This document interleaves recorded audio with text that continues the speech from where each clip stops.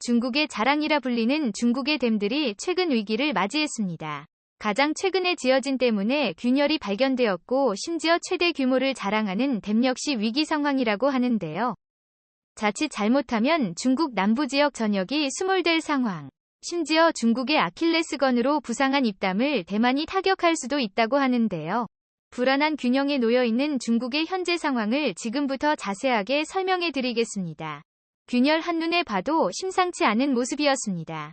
신식 수력발전소에서 절대 발견되면 안 될 요소가 발견된 것이죠. 간혹 다르게 퍼져나간 실험은 생각보다 범위가 컸습니다. 안전점검을 위해 나왔던 발전소 시찰단은 이 현상의 당황함을 감추지 못했다고 합니다. 빠른 시에 정확한 공법으로 완성했다고 자랑한 중국의 발전소가 쉽게 흠집이 난 것이죠. 시찰단이 간 수력발전소는 세계 최대 규모의 대형 수력발전소 바이오탄이였습니다. 스촨성 운양산 준익난현과 윈난성 샤오퉁시 차오자의 현을 교차하는 발전 설비 용량 기준으로 세계 2위 규모라고 할 수 있죠. 높이 289로 100층 높이에 해당할 정도로 상당한 크기이며 거푸집 콘크리트는 83만 세제곱미터가 사용될 정도였죠. 대륙의 크기를 자랑하는 중국의 기준으로도 바위였던 댐 건설은 엄청난 자원에 투자한 결과물이었습니다.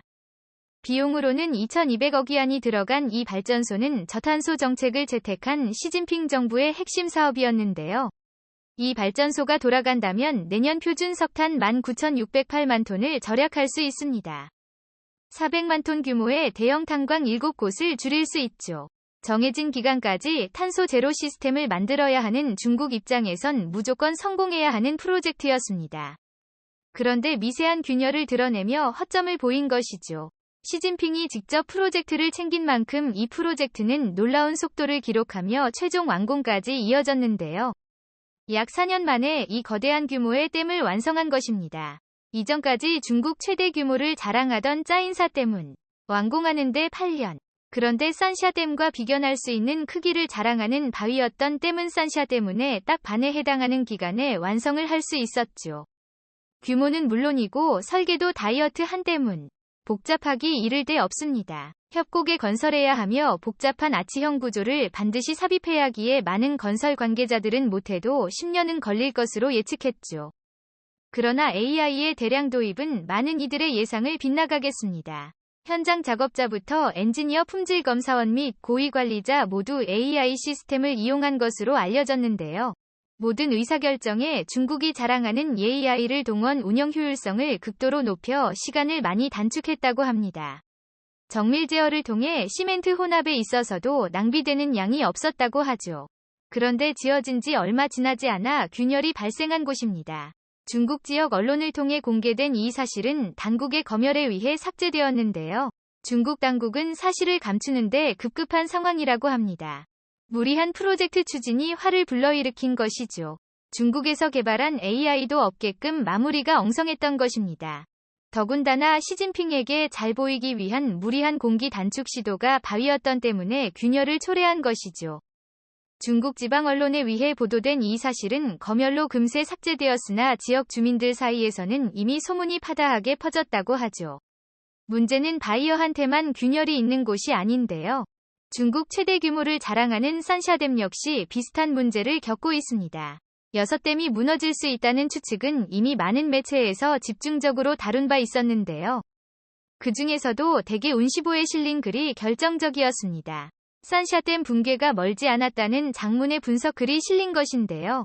2020년대 들어 중국에서 자주 발생하는 홍수가 때문에 영향을 주고 있다는 것이죠. 양지강 상류 지역인 스촨성 쿤민과 자린강에 물이 넘치면서 그 하단에 위치한 산샤댐 수위가 위험할 정도로 높아진 일이 빈번했는데요. 작년에도 중국은 물난리로 주요 지역이 침수되는 일이 벌어졌습니다. 최고 수위가 107에 2004 되면서 주위가 161m까지 치솟는 등 짜샤댐 설계에 문제가 있다는 의견까지 속출했습니다. 처음부터 홍수 문제를 더 심각하게 생각해 최고 수위를 더 높이고 구조 자체를 더 튼튼하게 만들어야 했다는 주장이 나왔죠. 일각에서는 대홍수가 빈번하게 일어날 것을 예측하고 수위를 더 높이는 것은 비상식적인 결정이며 그렇게 했을 경우 산사태 완성은 더 머나먼 미래에 가능했을 것이라며 지금의 상태가 최선이라고 주장을 했습니다.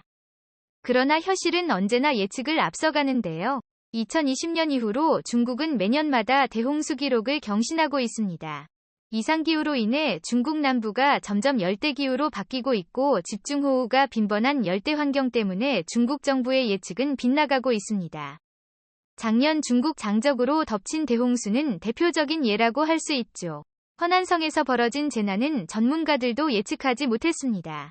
기상이변이 더 심해지는 이상 중국의 댐들은 안전을 담보하기 어렵다고 할 수 있죠.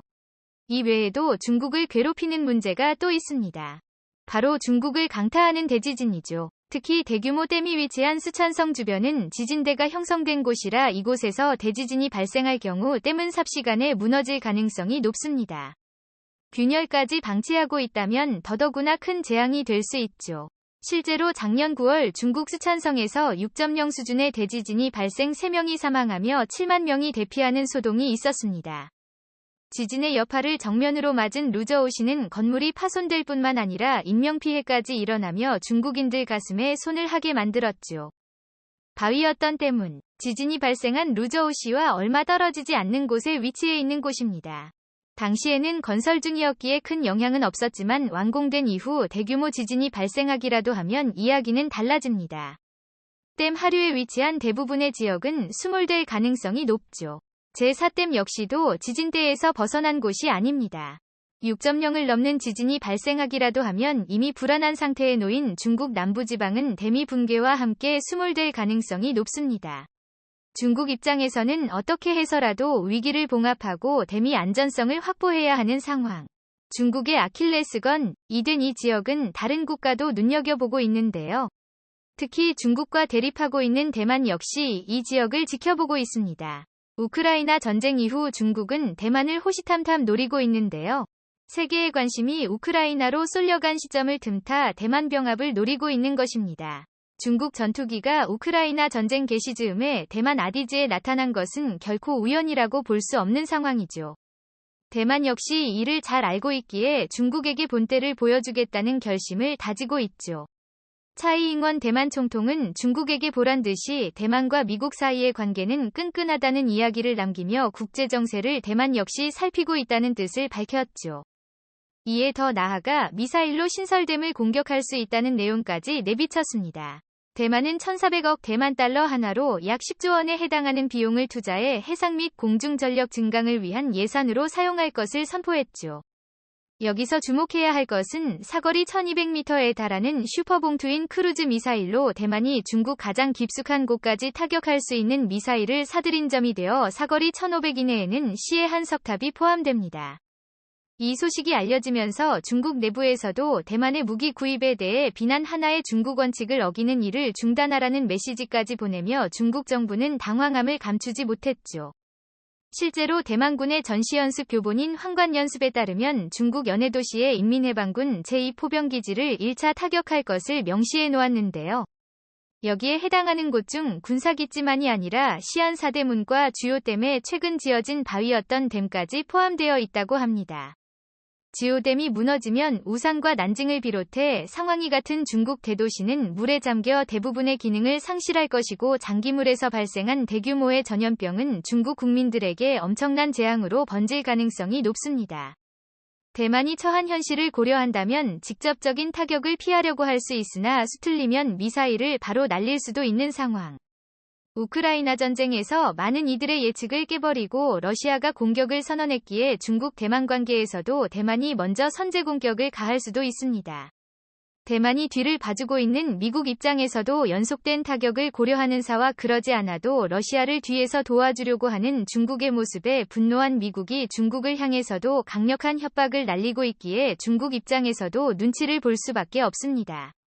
시시각각 다가오고 있는 중국의 위기 균열로 인해 무너지는 중국의 댐들과 외부의 위협에 취약한 지금 상황을 중국 정부는 과연 헤쳐나갈 수 있을까요? 시청해주셔서 감사합니다.